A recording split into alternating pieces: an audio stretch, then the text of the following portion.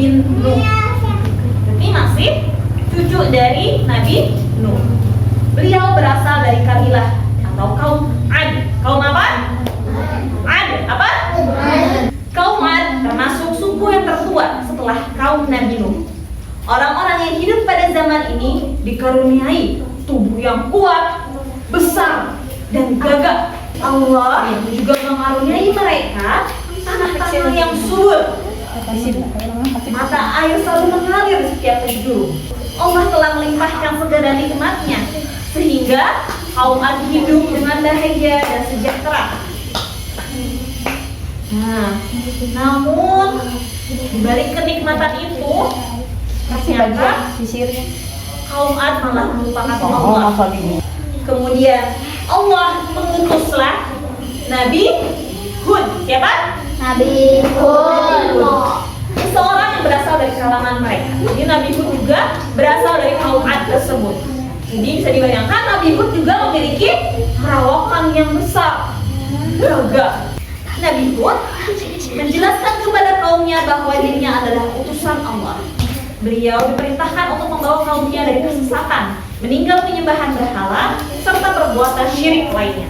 Meskipun ternyata Nabi Hud itu dari golongan yang segani, golongan yang dihormati di kaum Ad, ternyata ucapannya Nabi Hud, firmannya Nabi Hud tidak ditanggapi oleh orang-orang.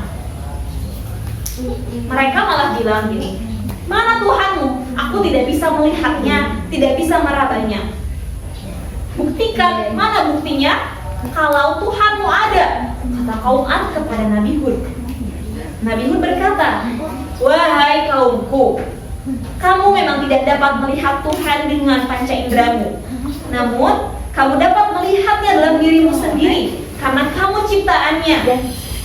Tuhanmu selalu melihat setiap gerak-gerik dan tingkah lakumu. Tuhan melihat setiap isi hatimu. Dia mengetahui jalan pikiranmu. Dialah yang wajib kamu sembah. Dialah Allah, bukan berhala-berhala yang kamu buat dan kamu ukir sendiri dengan tanganmu. Coba masa ada Tuhan dibikin sama tangan manusia sendiri? Coba, padahal Tuhan itu adalah yang menciptakan alam semesta ya. Bagaimana mungkin benda yang kita buat sama manusia ya, sama kita sendiri itu kita sembah? Hai Hud, apakah mungkin kami dihidupkan kembali setelah kami menjadi tulang belulang? Apakah benar azab dan siksaan yang selalu kamu katakan itu ada? Ejek salah satu dari mereka. Mereka mentertawakan Nabi Hud. Ketahuilah, kami tidak akan menyerah kepadamu. Kami tidak akan mengikuti seruanmu, walaupun azab dan siksa itu ada, seperti katamu. Sekarang kami menentangmu. Datangkanlah azab jika kamu memang benar dan bukan seorang pendusta. Allah menjadi saksiku bahwa aku telah menyampaikan risalah Allah kepadamu. Begitu jawab Nabi Hud. Hingga suatu ketika datanglah kemarau yang berkepanjangan. Selama 3 tahun berturut-turut tidak turun hujan sama sekali. Bagaimana keringnya tempat mereka? Selama 3 tahun berturut-turut Allah tidak mengirimkan hujan kepada mereka. Keadaan itu benar-benar menyiksa mereka. Mata air yang tadinya ada di seluruh penjuru mulai kering. Nabi Hud berkata, wahai kaumku, kekeringan ini merupakan permulaan dari azab Allah. Allah masih memberikan kesempatan kepada kalian untuk bertaubat. Mohon ampunlah kepada Allah agar Allah kembali menurunkan hujan. Nabi Hud dengan suara lemah lembut berkata kepada kaum Ad. Lalu, apa kata kaum Ad? Sudahlah wahai Hud, kami sudah tidak percaya dengan omong kosongmu. Gitu kata kaum Ad. Kaum Ad menemui berhala-berhala. Mereka malah minta sama berhalanya, turunkan hujan kepada kami. Berdoa sama patung berhala. Allah kemudian berfirman, tidak lama lagi mereka pasti menyesal. Peringatan pertama, turun kekeringan itu ternyata tidak membuat kaum Ad taubat. Kini tibalah saatnya Allah mendatangkan azab yang selama ini mereka pinta. Azab bunga lebih mengerikan. Hari itu, langit yang biasanya cerah, panas, tiba-tiba terlihat mendung. Gumpalan-gumpalan awan tebal dan hitam tampak meliputinya. Semakin lama, langit semakin gelap. Lalu gimana ekspresinya kaum Ad? Mereka malah bersorak-sorai. Kaum Ad tidak mengucap alhamdulillah, tidak memuji Allah. Kaum Ad berterima kasih kepada Tuhan mereka. Mereka bergembira. Mereka nih, terus dia bergembira.